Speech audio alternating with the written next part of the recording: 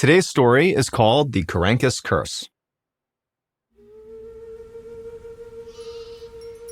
It was a chilly morning on September 15th, 2007. A sheep farmer named Gregorio Yaruri sat on his porch, sipping a mug of coffee and looking at the distant mountain peaks that surrounded his hometown of Carancas, a small village in southern Peru. It was silent except for the sheep bleating in the pasture. Then Gregorio heard a low sound, like a hum.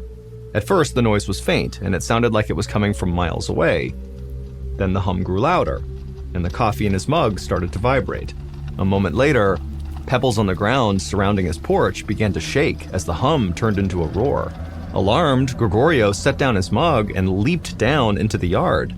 He looked around, trying to figure out if the noise was human-made or maybe an earthquake.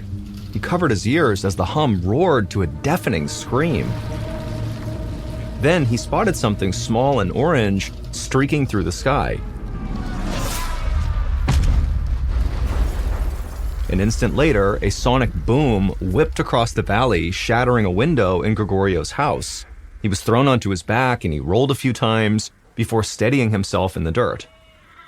Noises began to erupt all across the plain. Gregorio could hear dogs howling and shouts coming from some of the neighboring farms. Gregorio was bracing himself for something else to happen, but the sky above him was bright blue again. So he stood up, feeling totally shell-shocked, as he brushed the dust from his pants. He scanned the horizon for some clue as to what had caused this explosion. In the distance, he could see a plume of thick black smoke rising 100 feet into the air. At first, Gregorio was filled with dread. Then, a sense of determination swelled up inside of him. He needed to know what had just fallen from the sky. He ran for the bicycle he kept leaning up against the side of his house. He brushed the glass shards from his broken window off the seat, and then he hopped on and he set his feet on the pedals and took off towards the tower of smoke.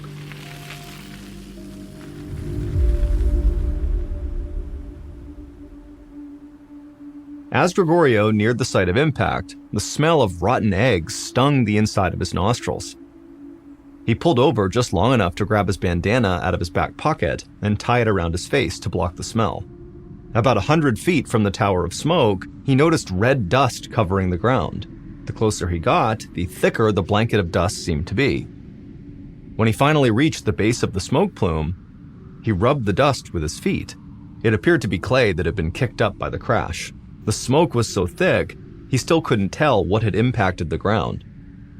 But whatever it was, it had created what appeared to be a huge crater in the ground. The column of smoke was emerging from a hole about 50 feet across.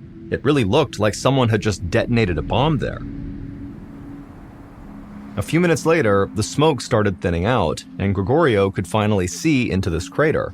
He walked up to the edge, and his eyes widened from a combination of fear and wonder. The crater was filled with a dark green liquid. The liquid had a consistency somewhere between maybe water and sludge, and it was bubbling as if it was simmering. Gregorio pinched his nose through the bandana. The egg smell coming off of this crater was so strong that he felt sick to his stomach. He walked around the perimeter of the crater, kicking at the shards of clay and jagged rock that littered the ground. It looked like someone had smashed a huge vase to pieces. Gregorio scanned the horizon. It seemed like he was the only person who'd come to investigate this plume of smoke. He figured the neighboring farmers must be worried that whatever crashed into the ground was a bad omen. A lot of his neighbors still believed in ancient spirits. But after a while, it struck Gregorio as kind of odd that not even an emergency vehicle had come out to survey the scene. Something had just shot out of the sky and smashed into the earth. It felt like that was the kind of thing police would want to know about. But Gregorio knew help would not be coming from his village. Only about 250 people lived in Carancas, so it didn't have its own police force. The authorities were located in the nearby town of Desaguadero, which was about 7 miles up the road. Gregorio wasn't sure if the folks in Desaguadero would be able to see the smoke plume from there. If they couldn't, he worried that the authorities might not even know this happened.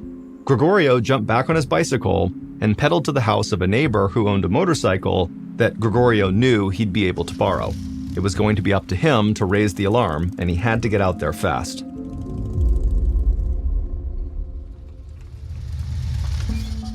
About 20 minutes later, Gregorio parked his borrowed motorcycle in front of the police station in Desaguadero and then walked inside.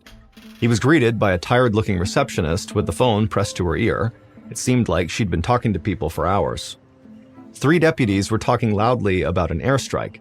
It took a minute for Gregorio to realize what was going on.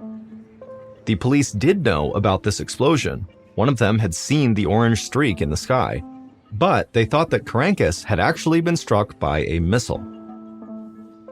Gregorio waved down one of the officers and explained he had seen a crater filled with this green ooze that smelled terrible. The officer disappeared into a back room for a moment, and then he returned with the chief of police. They asked if Gregorio could lead them to the crash site. Gregorio agreed. Soon, he was back on his neighbor's motorcycle, leading police cars along the 7-mile road back to the Caracas countryside. As the crash site came into view, Gregorio could see people moving around the rim of the crater. As he drew even closer, he realized that dozens of villagers from Caracas had come to see what had caused the smoke. He guessed that when the black plume of smoke had dissipated, the neighbors figured it was now safe to come take a look. Gregorio pulled over his motorcycle about 20 yards from the crater and dismounted. The police cars fanned out around him.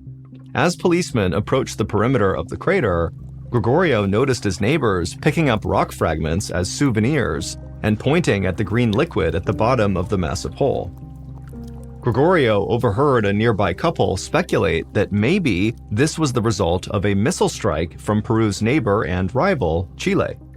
One teenage boy was talking excitedly, telling his friends they were probably just attacked by a UFO. An old woman, who Gregorio assumed was the boy's grandmother, told him to be quiet. This was clearly a sign of bad things to come, a curse sent by the spirits. She sounded terrified. Gregorio did not find any of these theories very convincing. However, he wasn't ready to offer any of his own. But the strange explosion had him just as curious as his neighbors. He picked up a shard of deep red rock near his feet and slipped it into his coat pocket, just as another car pulled onto the scene. Gregorio recognized the mayor of Caracas, Maximiliano Trujillo. Mayor Trujillo stepped out of the back seat, squinting in the sunlight. The mayor walked toward the crater, looking stunned. He stopped right next to Gregorio and asked what happened. Gregorio just shrugged, still in disbelief. Straight ahead of them, a pile of black rocks were smoking at the edge of the crater. The mayor's eyes widened when he saw them, and he began walking toward the crater to get a better look. By late afternoon, hundreds of people had gathered at the crash site. Gregorio stood near the front of the crowd, hoping that if he stuck around long enough, the police might announce what had caused this explosion. As the sun started to set, the smell of rotten eggs returned. It was faint, but pungent. Gregorio's eyes began to water. He pulled his bandana back up over his face, but that didn't work anymore. The smell was giving him a headache. A few minutes later, a short woman standing near Gregorio leaned over and began vomiting, and she wasn't the only one. People all around the crater were starting to get sick. Between the rotten smell coming off the green sludge and now the vomit, the air around the crater was now so thick that Gregorio thought he might faint. He fought his way through the crowd back to his motorcycle and sped off towards home, sucking in the fresh air as he went.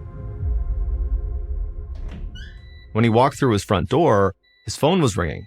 It was his son, who had moved about 6 hours away for a job after he had graduated school. As Gregorio told him about the afternoon's excitement, he took the rock out of his pocket and he laid it on the kitchen table.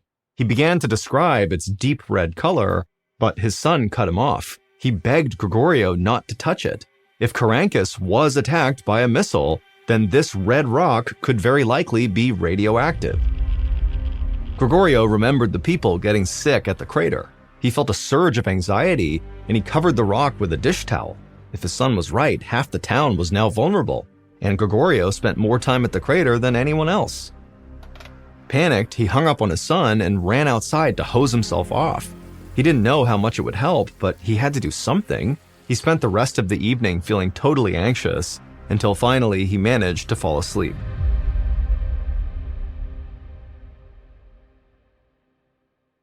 The next morning, Gregorio woke up with the sun as usual. He still felt a bit queasy, but no worse than the night before.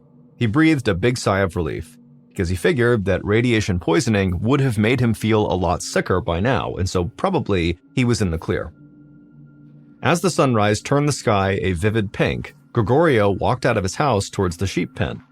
He grabbed tufts of hay and dried grass and scattered them on the ground, and the sheep came running over to graze. Gregorio watched until one of the sheep picked its head up and ambled away. Then he noticed something unusual. There were dark splotches on the hay right where the sheep's head had been. It took Gregorio a moment to realize what he was looking at. He walked over and grabbed the sheep that had ambled off, and he lifted its head up, and blood was trickling out of its nose. Then he looked at the ground. Another splotch of blood stained the hay beneath his feet. As he walked the length of the pen, he found drops of blood spattered all over the ground. Gregorio rushed inside and called his vet, expecting to leave a voicemail since it was still early, but to his surprise, the vet actually picked up. He sounded wide awake, like he'd already been up for hours. He said that he'd been getting calls all morning. Livestock across Caracas were getting sick. The vet promised to make Gregorio's farm his next stop. Gregorio thanked him and hung up. He had no idea what kind of sickness had emerged from that crater, but it seemed like it could be deadly.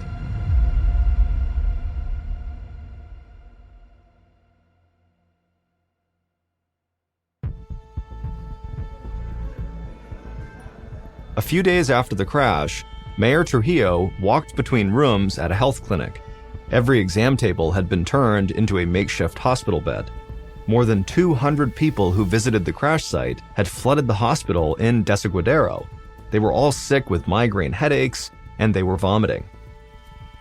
The hospital got so overwhelmed with patients, they diverted people to smaller health clinics throughout the city, which were now acting as satellite operations. Mayor Trujillo had called the Red Cross to help administer care in these satellite clinics, but now even the clinics were completely full. The smell inside the packed clinic was terrible. People were retching and crying. To the mayor, it felt like he was walking through a war zone. Thankfully, he'd received confirmation that morning from the authorities in Lima, the capital of Peru, that Caracas had not been attacked by a missile. In fact, scientists said that the crater had been caused by a meteorite. Mayor Trujillo was relieved that they were not under attack, but a mystery remained. Nobody knew why people were now getting sick. Meteorites had never been known to have that kind of effect. Specialists were flying out from Lima to investigate further. Mayor Trujillo moved through the crowd of patients in the waiting room, trying his best to reassure them. He stopped by a Red Cross doctor who was tending to a small elderly woman on a folding chair. The mayor greeted the old woman and then thanked the doctor for traveling all this way to Desaguadero. The doctor stood upright, looking tired but hopeful. He explained that all the patients' blood work was coming back normal. He didn't know why they were sick, but judging from their symptoms, he said everyone should make a full recovery in a few days. Trujillo smiled with relief, but the old woman hissed and called the doctor a liar. Many of the patients around her nodded in agreement, eyeing the doctor like he was in on some big conspiracy. He heard them muttering about evil spirits causing this disaster. Trujillo knew that many villagers believed the meteorite was a curse from the ancient spirits, and because of that, many had refused to listen to the Red Cross doctors and aid workers. To Trujillo, this was the problem with people of the Caracas region. Outsiders never came to the area, so many of the villagers didn't trust them. Trujillo knew that Caracas was not cursed. He just needed to find a way to get his people to listen. Then an idea struck. Maybe he could get them to believe the science with the help of someone who could appease the spirits.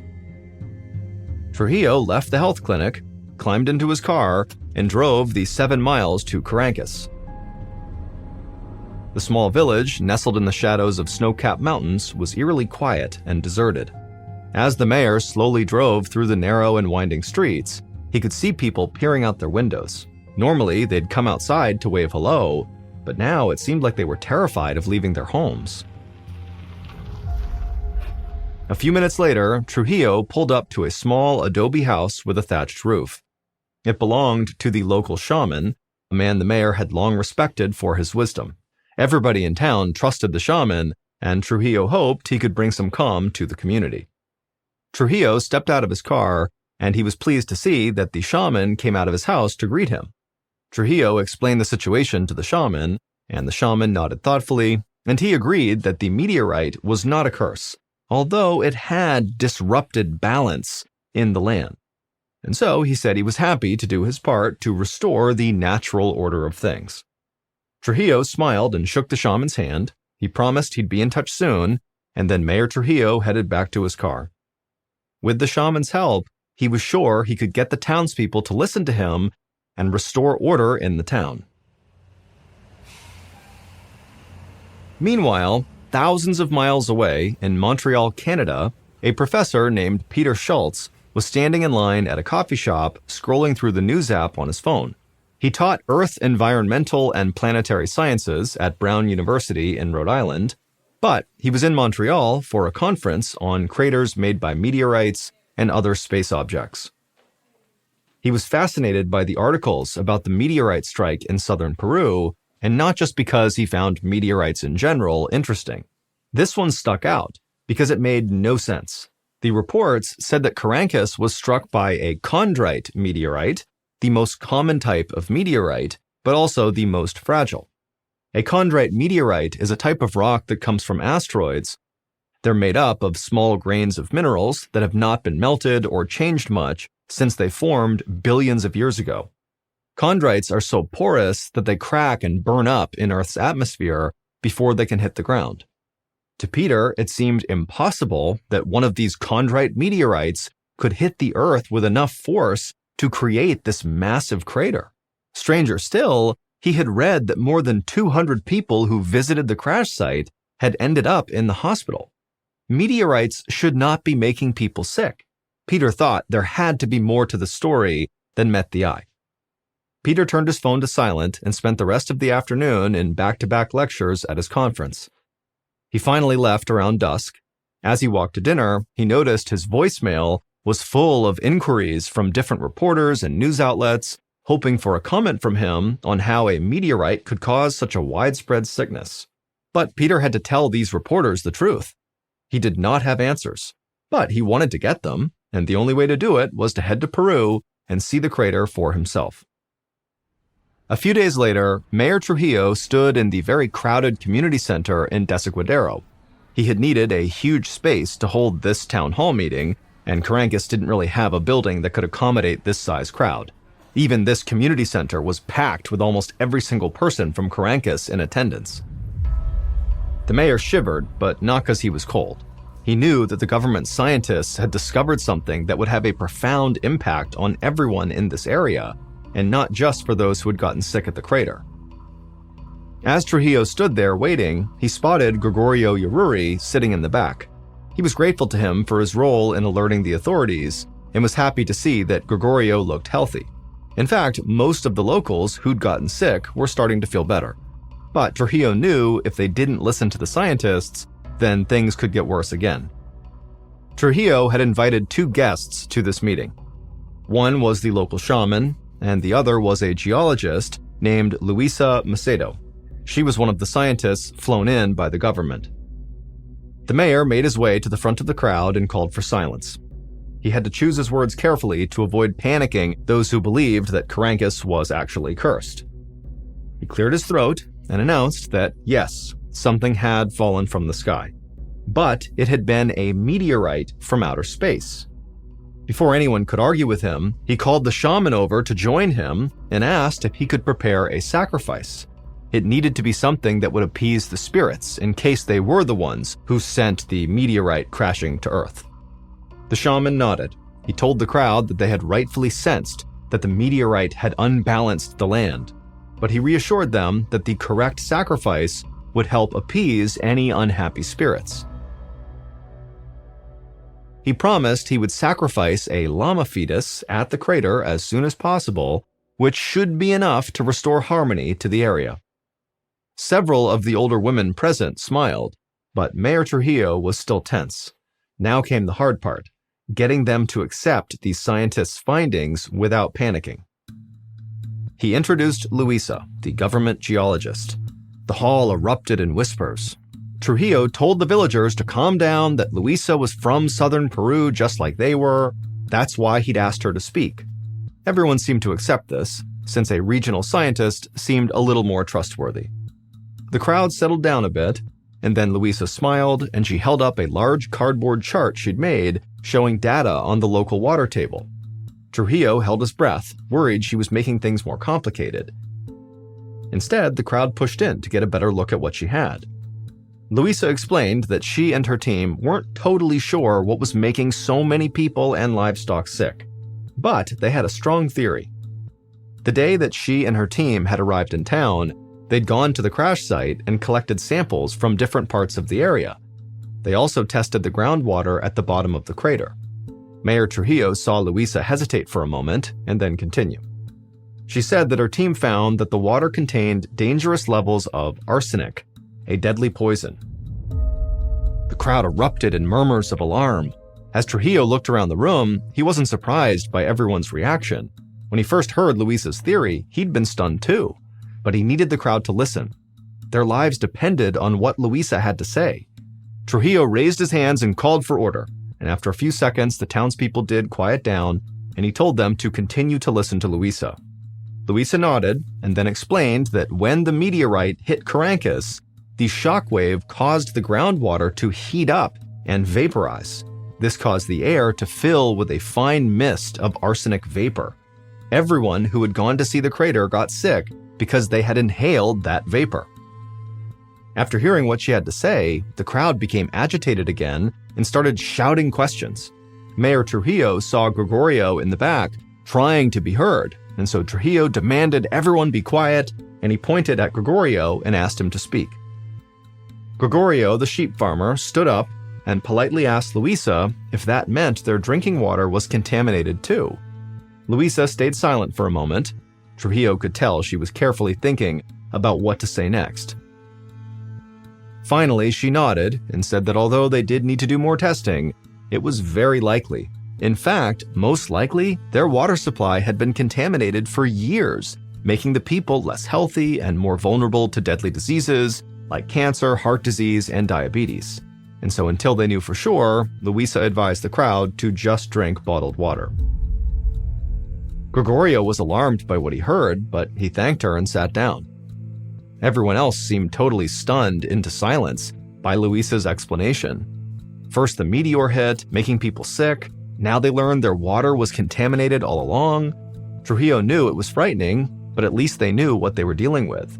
After answering more questions, Luisa wrapped up her remarks and walked off the stage. But as she headed toward him, Mayor Trujillo noticed that the scientist looked anxious. He pulled her aside and asked if everything was okay. Luisa shook her head and told him that something still didn't make sense. She was confident that the sickness had been caused by arsenic gas from the meteorite impact, but she had not actually proven that. No scientists had detected arsenic in the air around the crater. That was a theory. In fact, she didn't understand how the meteorite could have gotten hot enough to create this toxic arsenic vapor. Luisa explained that meteorites are usually freezing when they impact Earth, even though they may look like they're on fire. That's because space is extremely cold, with an average temperature of negative 454 degrees Fahrenheit. The friction caused by entering Earth's atmosphere would have heated it up a little bit, but not enough to boil water and turn it into a mist. Mayor Trujillo frowned. He now realized that even Luisa wasn't sure that her arsenic theory was right. And if she was wrong, then something else had made his people sick. Trujillo was troubled. But he had a more immediate challenge, making sure the local drinking water was safe. It was up to the scientists to figure out whether arsenic vapor or something else had caused the mass sickness. Until they figured it out, Trujillo knew he would not sleep well.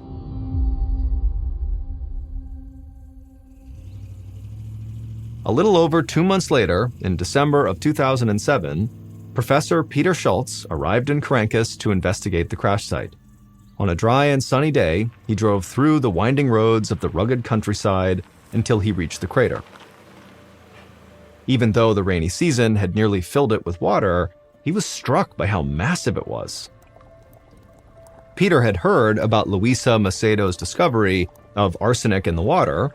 There was no debate that there was arsenic in the water itself, but so far, nobody had been able to explain how, or even if, arsenic got into the air.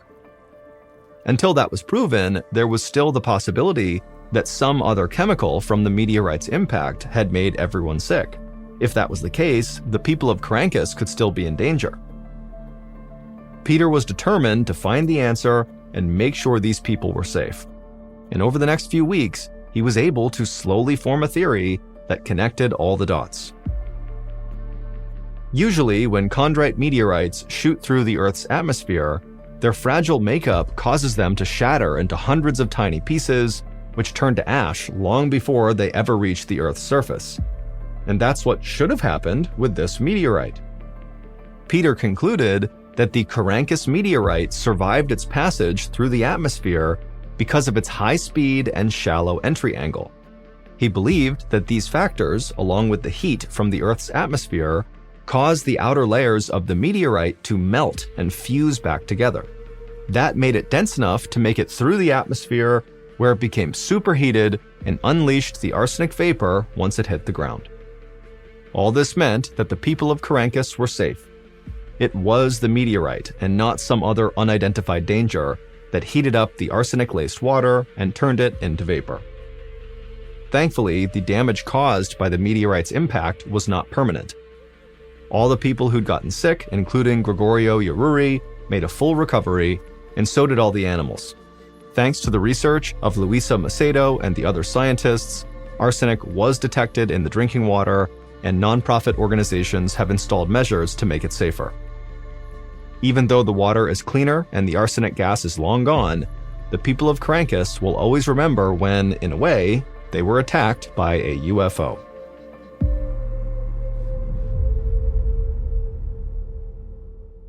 On September 7th, 2000, Frank Rodriguez lay on the couch in his Montebello, California home, staring off blankly into space as the TV news described the latest traffic jam on the freeway.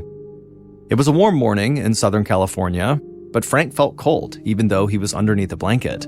And he felt so nauseous that every half hour or so, he'd have to get up and run to the bathroom to throw up. Frank, a 41-year-old teacher, had not felt like his normal, energetic self for 2 days. Not since he agreed to help chaperone a field trip at the school where he used to work. The trip had turned into a 15-hour marathon, and he had come home feeling totally tired and groggy. And by the next day, Frank felt too lousy to stay at work at his current job with the Los Angeles Public School District, so he came home a few hours early. Now, Frank's new wife, Angelina, was really getting worried. Frank was a lean, fit man, known for his firm handshake, and he rarely got sick at all. But on this morning, Frank could barely stand up. Angie tried to get Frank an appointment at a nearby clinic, but they said he was too sick for them. So she drove them to a hospital emergency room across town where the waiting area was totally packed. By the time a doctor could actually see Frank almost 5 hours later, he was feverish and shaking uncontrollably, but the doctor was reassuring. He said Frank was suffering from some kind of food poisoning and he just needed to rest and stay hydrated. He wrote Frank a prescription to help him with the nausea and diarrhea and told him to drink plenty of Gatorade. The doctor said this fruity sports drink is actually even better than water when someone has thrown up a lot. On the way home, Angie stopped to buy Gatorade, and then also she stopped to pick up her 10-year-old daughter, Autumn, from school. Autumn was not Frank's biological daughter, but Frank totally adored the little girl, and his face lit up when she jumped into the back seat. As soon as she sat down, Autumn asked Frank how he was feeling, and even though Frank was leaning up against the window, kind of barely able to move, he kind of turned his head and smiled at her and said, "You know what? I'm doing a lot better now." Angie planned to play nurse for her ailing husband for the day, making chicken soup and hot tea and making sure he drank plenty of Gatorade. Autumn said she would help too. When the family got home, Angie and Autumn headed for the kitchen, but Frank called them back to the living room. Instead of lying down, Frank dropped down to one knee in the middle of the room, and he reached out both his hands for theirs. Once they were all holding hands, they formed a small circle, and then Frank closed his eyes and began to pray out loud. He talked about how much the Lord had blessed him when he found them, giving him a second chance at happiness. He felt awful right now, Frank admitted, but he was still very thankful for the happy life they all shared together. Frank prayed a lot. He was a deeply religious man who often carried a Bible with him and went to the local Pentecostal church for Wednesday prayer groups as well as Sunday services. But Frank wasn't preachy. Instead, he was a very calming presence who listened well and tried to do the right thing. The students that he taught and counseled, many of them very deeply troubled, adored Frank because he didn't judge them.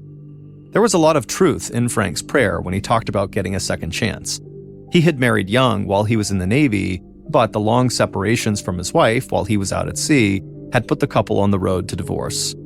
For years after their breakup, Frank bounced from job to job, from plumber to paralegal. He never stuck with anything or anyone for too long, and he often turned to alcohol for comfort. He would be the first to admit that it was a very lonely life. Then Frank found a job as a counselor at Angel Gate Academy, an intensive boot camp for troubled teenagers on the grounds of an old National Guard base almost 200 miles north of Los Angeles. It was a place full of unhappy adolescents who were required to live for 4 weeks at a time in the barracks under military-style discipline. The school could be a really tough place to work and tended to attract teachers who had been through traumas themselves. But Angel Gate made Frank feel like he was making a difference in young lives. In fact, he loved it so much that he went back to school to get a degree in counseling, and he gave up drinking almost entirely. Even after he stopped working at Angel Gate, Frank had agreed to help chaperone that school field trip. That was when he had started to feel sick. A big part of the reason Frank loved Angel Gate so much was because of who he met there in February of 2020. Angie, who worked in administration at Angel Gate. Angie was beautiful, with dark skin, jet black hair, and a sparkle in her eye that just drew men's attention. But she was also very spiritual. She went to church on Sundays and embraced Jesus as her savior. When Frank suggested that they hold off on having sex until they got married, Angie agreed. Frank thought the two seemed made for each other. Angie, who was 32 years old, was also looking for another chance at love. She had been through a divorce from Autumn's father a decade earlier, and she was just tired of being alone. She was also tired of struggling financially.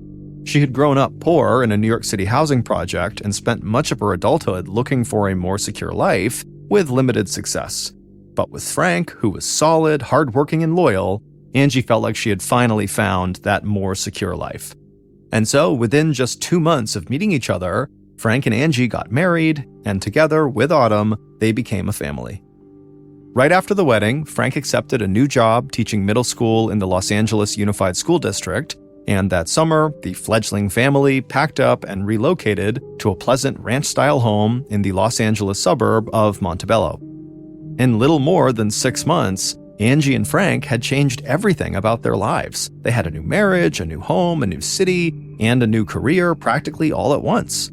And they talked all the time about how bright their future looked together. Frank opened his eyes after he said Amen to finish his prayer, and he let go of Angie and Autumn's hands. Then he shuffled over to the couch, where he plopped down, and Angie wrapped him in a blanket. And then for the rest of the day, Frank alternated between bowls of chicken soup, glasses of Gatorade, and cups of tea that Angie and Autumn would bring to him. By 9 p.m., Frank still felt terrible, but he was determined to try to sleep it off and hopefully feel better in time for the weekend. And so he kissed Angie and Autumn goodnight, and then he went off to bed. After Frank had left for the bedroom, Angie thought about joining him right then because she was tired too, but one of her favorite shows came on at 10 p.m., Law & Order Special Victims Unit, so she stayed up. She lost herself in the program, confident that she had done everything she could to help her husband get well. As Angie lay on the couch watching her show, she began thinking to herself that she actually really didn't want to sleep in the same bed as her husband that night. She loved him, but she knew he'd be getting up over and over again to go to the bathroom, waking her up every time. And if she just stayed on the couch after her show, she'd be able to sleep. And she'd still be nearby if there was an emergency and had to bring him to the hospital. So, as the closing credits rolled on Law & Order, Angie decided she would stay right there on the couch, and so she shut her eyes and drifted off to sleep. But at around 3 a.m., Angie woke up and decided it was time to go to the bedroom, so she stood up and she began walking in that direction, and then when she went into the bedroom, she saw Frank was not in the bed. At first, she thought he must be in the bathroom, But when she looked, she saw the bathroom light was off, and when she opened the door, Frank wasn't in there. Confused, Angie walked around the end of their bed, and that's when she saw Frank lying face down on their shag rug. He was wearing a t-shirt as he normally did in bed, and so at first it just seemed like he must have just fallen asleep and maybe rolled off the bed or something. But when Angie yelled Frank's name and pulled on his shoulders, he didn't react. And then when Angie got down close and listened to Frank, she couldn't hear him breathing. Angie ran out of the room and called 911.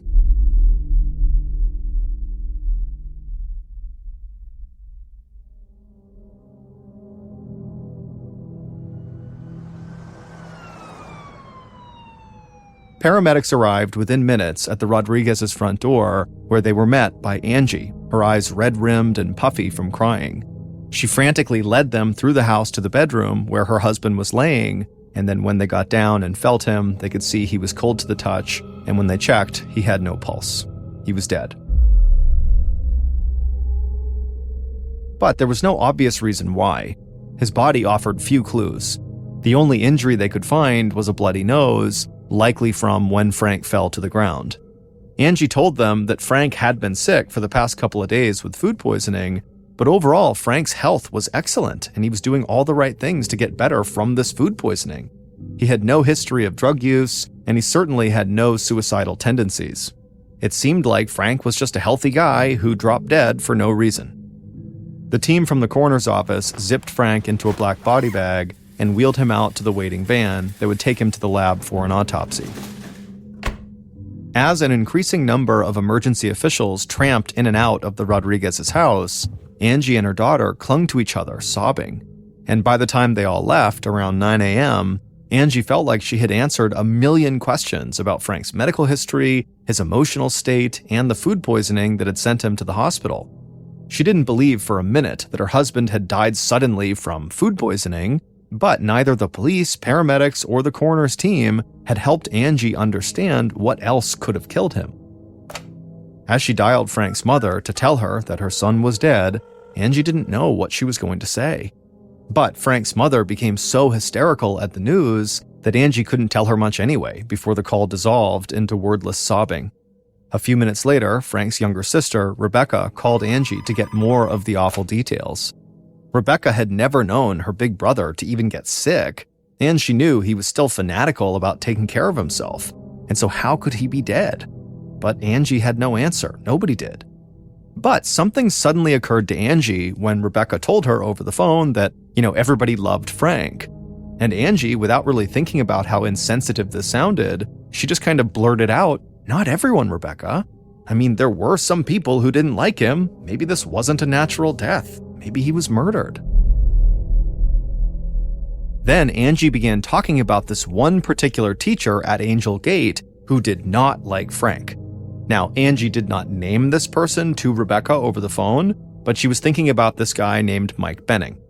Frank had actually left Angel Gate after a nasty internal controversy involving this teacher, Mike Benning.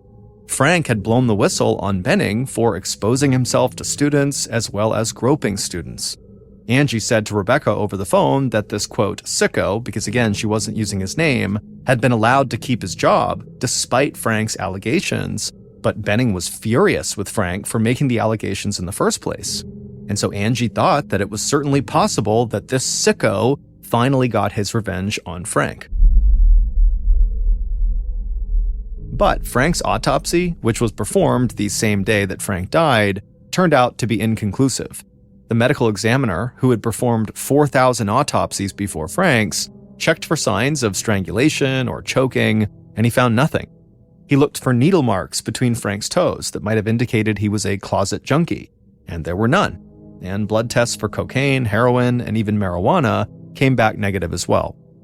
The medical examiner would also look for signs of damage to key organs, from his heart to his lungs to his kidneys, and again, everything just appeared normal. The coroner's team then went back to Frank and Angie's house a couple of days later to search for toxic chemicals, thinking that might have killed Frank, but all they could find inside of the house was some ant poison and some insecticides. And when they tested Frank's blood, he was negative for both of those poisons, as well as negative for common poisons like arsenic and cyanide. Frank had been dead for only a few days, But his death was on the way to being classified a medical mystery and put on the shelf to be forgotten. The coroner's office was out of ideas, and the local police had never really shown much interest in the case to begin with. They didn't even send over a detective to ask questions on the night that Frank was found dead. But Angie Rodriguez was not about to let her husband's death be forgotten.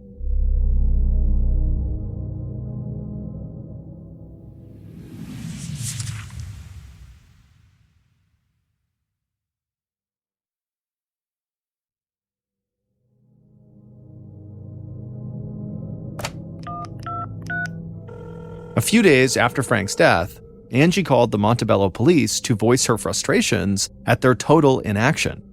She told the sergeant who answered the phone that it was high time for them to finally open up an investigation. She said there was no way her husband just suddenly got sick and died. He had to have been murdered. Angie was totally insistent. And day after day, Angie would call back, often speaking to the same sergeant, Greg Wilsey, to demand an investigation. To Sergeant Greg Wilsey, Angie's pleas actually sounded familiar. Angie was grieving a sudden, unexplained loss, and she desperately wanted someone or something to blame.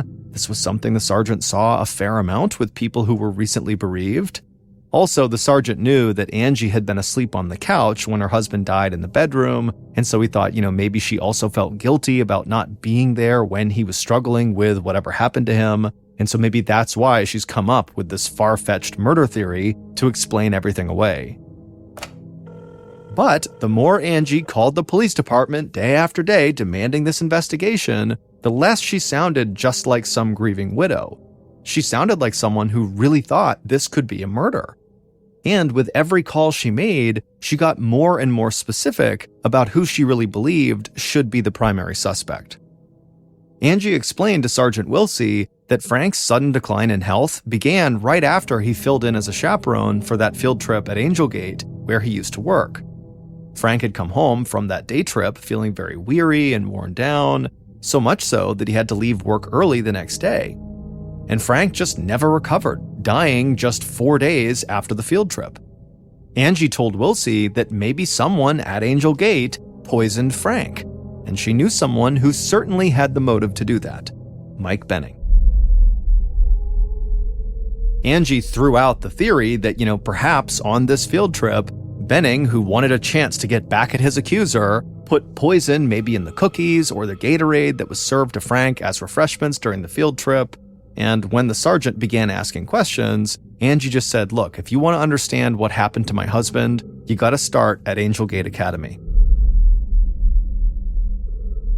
It might seem harsh to accuse some ordinary school teacher of plotting a revenge killing against a former colleague, but as Angie explained to Sergeant Wilsey, Angel Gate was not a normal school.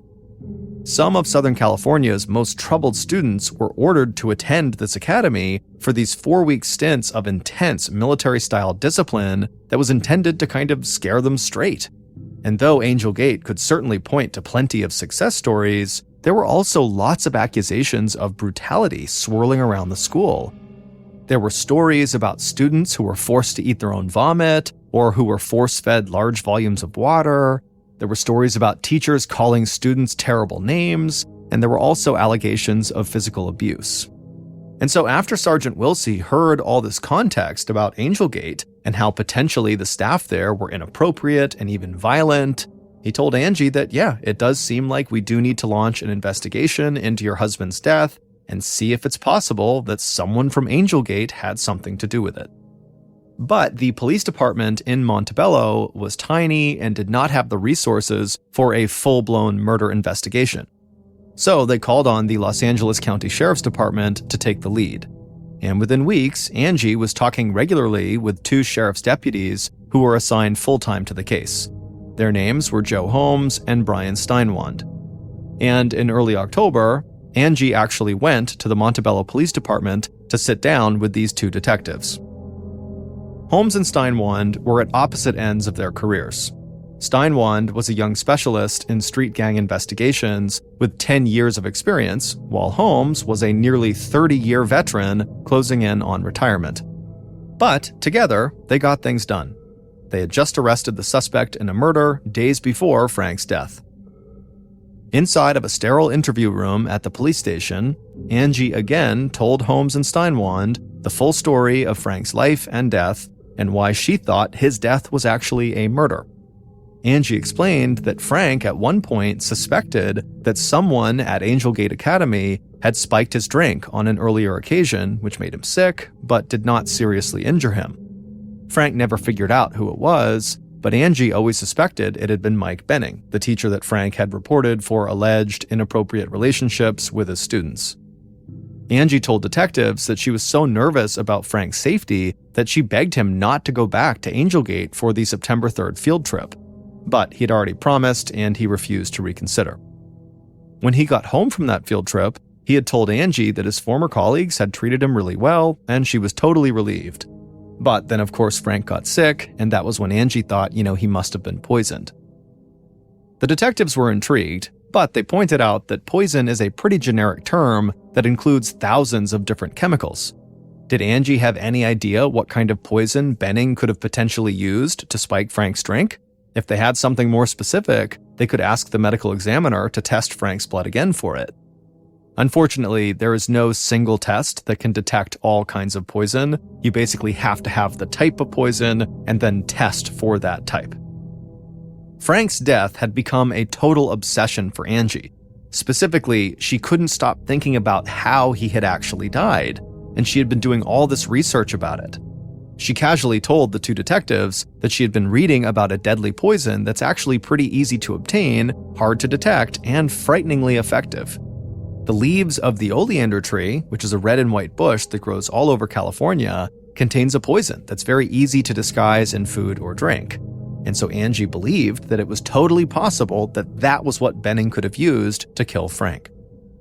The detectives agreed that Angie's suggestion could be right, but it was just speculation. Without evidence, they really could not pursue this as a lead. Holmes and Steinwand walked out of the meeting with Angie with mixed feelings. Angie could be right that maybe Mike Benning had killed Frank and, maybe he used oleander, but it was just totally speculation. At this point, the detectives weren't even sold on the idea that there had been a murder at all. After all, they had no cause of death, and the medical examiner had not even ruled out natural causes yet. And so it just seemed like Angie was really jumping to conclusions, and they couldn't do that. But despite all that, both men agreed on one thing.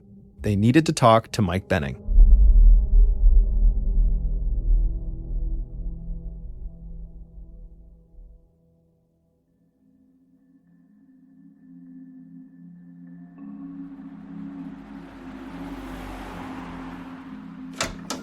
After Angie got back from the meeting, she collapsed onto the couch in her living room, feeling totally emotionally and physically exhausted. She was pleased that the police were now seriously investigating her husband's death, but she was actually a little surprised at how much the two detectives were now leaning on her for help. Didn't they have their own sources of information? Couldn't they have come up with a list of hard-to-detect poisons themselves? She was worried that the sheriff's department had assigned a couple of hillbilly cops to the case who didn't know what they were doing. Angie felt like she had no choice but to stay right on top of Detectives Holmes and Steinwand at every step of their investigation. It was the only way to be sure she got justice for Frank. But despite how Angie felt about them, the two detectives were working the case in their own way. They did their homework on oleander. It was indeed highly toxic and widely available, and so they asked the coroner's office to try to determine whether that could have been what killed Frank. The detectives also started gathering background information on Mike Benning. What was his disciplinary record? Did he have a criminal record? And much more. Then, on October 19th, so 6 weeks after Frank's death, Angie called Holmes with startling news. Angie said she had gotten this frightening phone call that morning from someone who identified themselves only as being one of Frank's former students.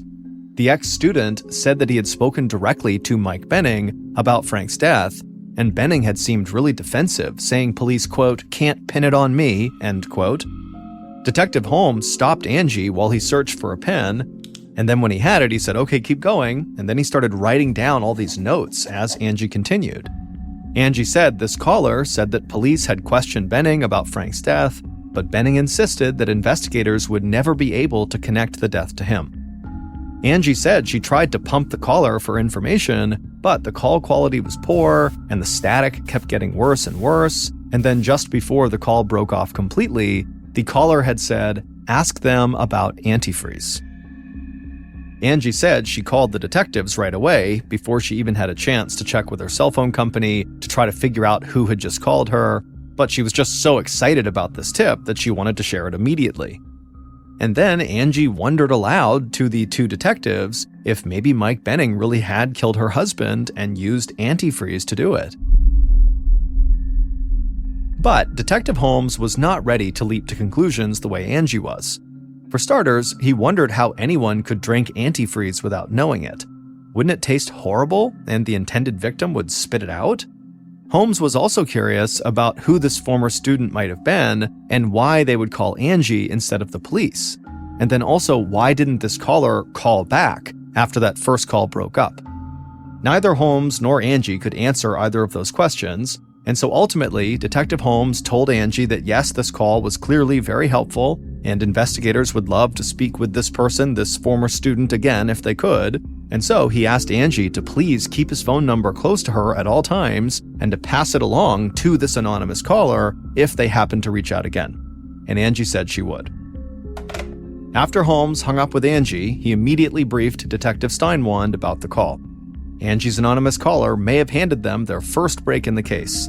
Now they needed to contact the phone company and figure out who made the mysterious call to Angie. Angie was also feeling very excited after she got off the phone with Holmes. She was sure that now the detectives would ask the coroner to conduct a new autopsy and he would be able to test for antifreeze in Frank's blood. She had learned from her research that the main ingredient in antifreeze, which is called ethylene glycol, actually tastes sweet even though it's a deadly poison. As a result, antifreeze is particularly dangerous to animals and children who can't read the warning labels. Angie felt like she had become a junior detective herself, spending hours on the phone with law enforcement and many hours more doing her own research both online and at the library. But if the police were finally able to catch the person who killed her husband, then of course all of it would be worth it. But at a minimum, Angie already felt so proud that she was actively helping to catch her husband's killer. But days passed and then weeks passed, and still the detectives did not call Angie back with any updates. Meanwhile, Angie moved out of the house in Montebello to stay with friends up the coast.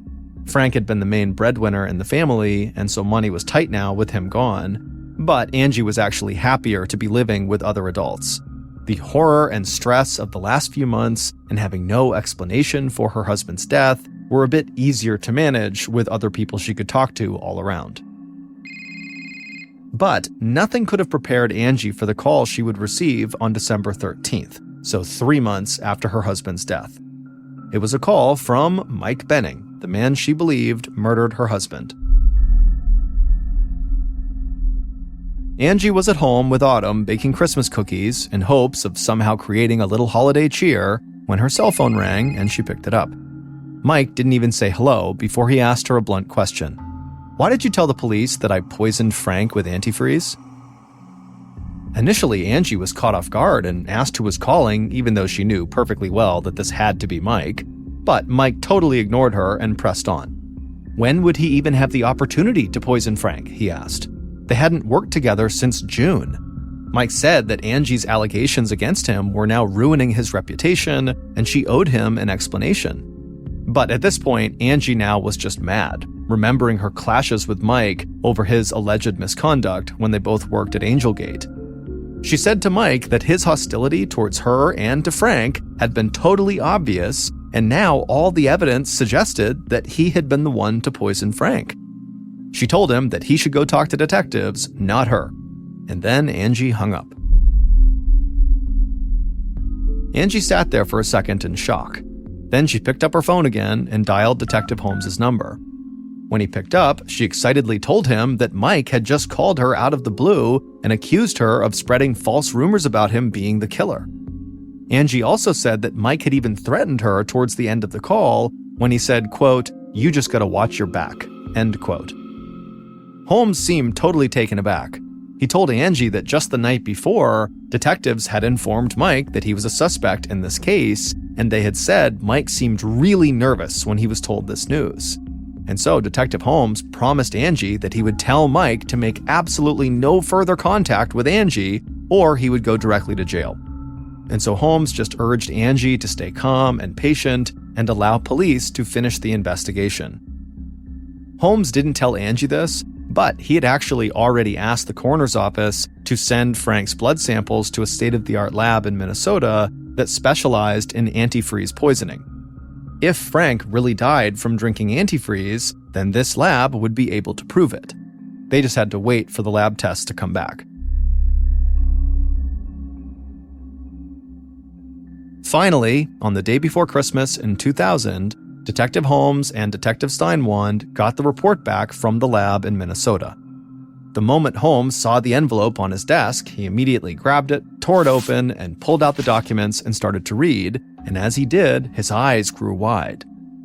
Frank Rodriguez did indeed have a fatal level of antifreeze in his blood at the time he died. In fact, his body was literally riddled with this toxic chemical. There was antifreeze in his eyes, his heart, and his stomach. Angie had been right. Her husband had been poisoned. And her anonymous caller had been spot on when he suggested that antifreeze could have been the murder weapon. The death of Frank Rodriguez was now officially classified as a murder. Detective Holmes and Steinwand were now very close to cracking the case, but the detectives knew there was still a big weakness in trying to hang the murder on Mike Benning. Did he really have the opportunity to poison Frank? Frank had been a last-minute substitute chaperone on that fateful Angel Gate field trip, and so how would Mike have known that Frank was going to be on the trip so he could bring along his antifreeze? Because Mike certainly wouldn't be carrying antifreeze with him at all times.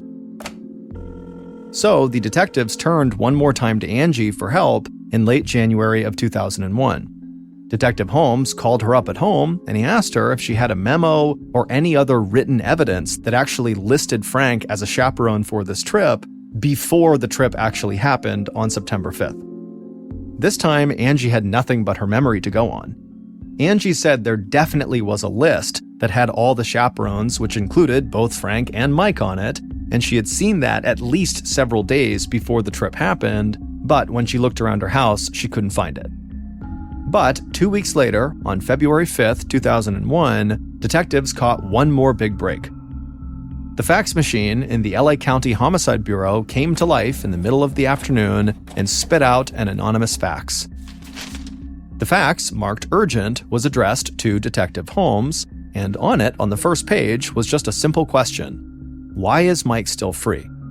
And then all the other pages in this fax showed that there had been a faculty orientation for the Angel Gate field trip almost 2 weeks before the event, and Frank's name, circled, was on the list of chaperones.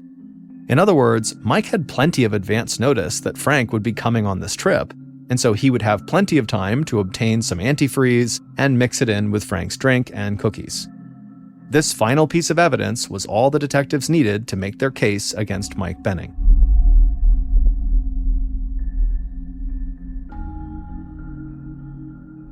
Two days later, Detective Holmes and Steinwand were driving when Angie paged Holmes. Holmes immediately called her back and told her about the mysterious fax they got. It was the final piece of the puzzle, making it clear that in addition to having a motive, Mike also had the opportunity to murder Frank. Holmes said that they were on their way to arrest Mike in San Luis Obispo, and they'd be happy to pick up Angie if she wanted to be present at the big moment. Angie was thrilled and said yes, she'd love to go.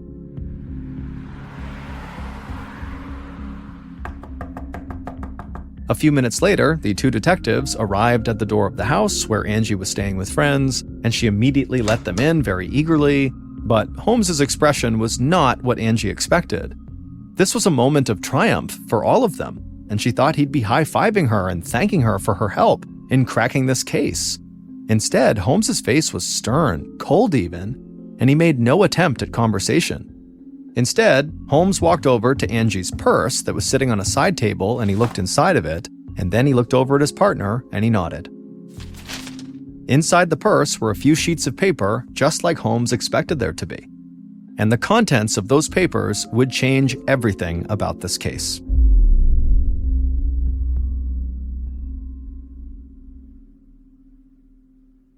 Here's what detectives say really happened to Frank on the night of September 7th, 2000.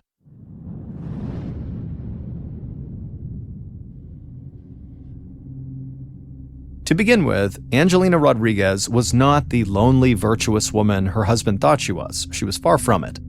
She had been divorced 3 times previously, not once, as Frank believed, and she began an affair with a former prison inmate a few months after she married Frank. Friends of Frank say that Angie's devotion to Jesus was just an act to lure him in.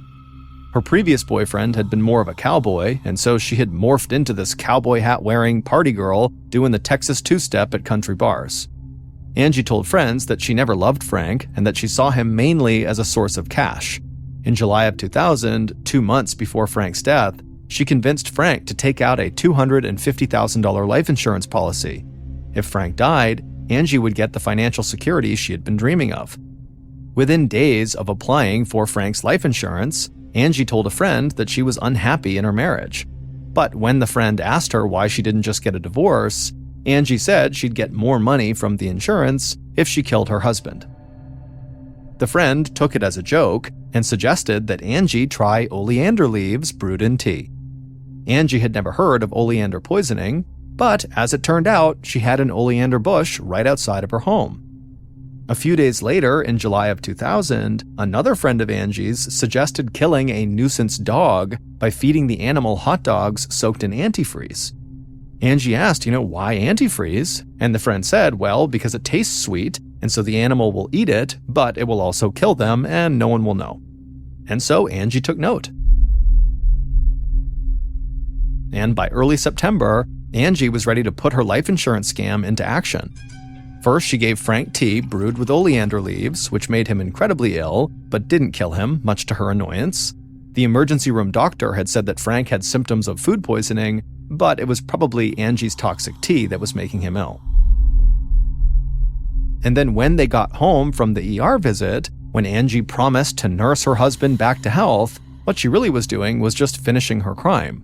The Gatorade that she was giving her husband every 4 hours to keep him hydrated likely contained toxic antifreeze that left Frank dead on the bedroom floor within 24 hours. Angie called her life insurance representative the same day that her husband died to find out about collecting on her husband's policy. And that's when she hit a serious obstacle. The salesman said Angie could not collect on the policy until the medical examiner determines the cause of death. As a result, when the autopsy came back inconclusive, Angie was not able to get her $250,000. Desperate for this money, Angie began badgering the Montebello police to open a murder investigation, and then she began feeding them clues to solve a crime that she herself had committed. All the time that Angie thought she was providing key information for this investigation, the 2 detectives that she called hillbilly cops had been 1 step ahead of her. Holmes and Steinwand had been working with Mike Benning for months. They quickly discovered that Frank had never been a whistleblower. He had never reported Mike for sexual misconduct with students, and Mike also said he considered himself a friend of Frank. Angie was the one who had repeatedly accused Mike of misconduct, but no one at the school believed it. As a result, Holmes and Steinwand knew that Mike had no reason to want Frank Rodriguez dead. But someone else had a powerful motive to murder Frank Rodriguez. The detectives just needed proof that their theory was right, and they used Angelina Rodriguez's own greed to lure her into a trap. But Angie just thought the detectives were slow, so she kept giving them new leads, eventually revealing the 2 poisons she had used, and creating a trail of lies in an effort to blame someone else. On the night in February of 2001 that Mike confronted Angie about her allegations, the detectives were listening to that phone call. They knew he never threatened Angie and that she lied about much of their conversation. But Angelina Rodriguez was genuinely surprised at what happened when Holmes and Steinwand came to her door that day in February of 2001. She really believed the detectives were coming over to her house to drive her out so she could watch Mike Benning get arrested. Instead, Detective Holmes pulled out a pair of handcuffs and slapped them on her wrists and said, "You are under arrest for the murder of your husband." Just before he arrested her, Detective Holmes had opened Angie's purse, and like he expected, he found the original of the anonymous fax that had given the detectives that last bit of evidence they needed to arrest Mike. Angie was the anonymous faxer. Disturbingly enough, the detectives believed that this was not the first time that Angelina Rodriguez killed for money. Her daughter, Autumn, actually had a younger sister named Alicia, who died at the age of 1 in 1993 from choking on a broken pacifier.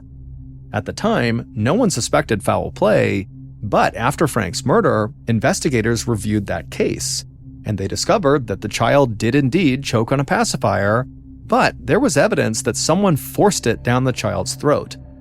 At the time, Angie had a $50,000 life insurance policy on the baby, and after the baby died, Angie successfully sued the pacifier maker for a wrongful death.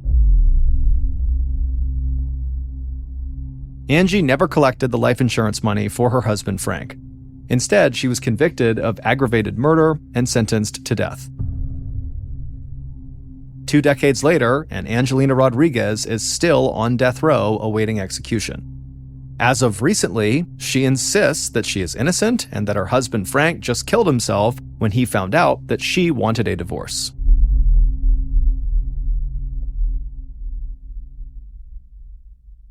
Also, just as a closing remark, Mike Benning is a pseudonym. We did not use his real name in order to protect his reputation.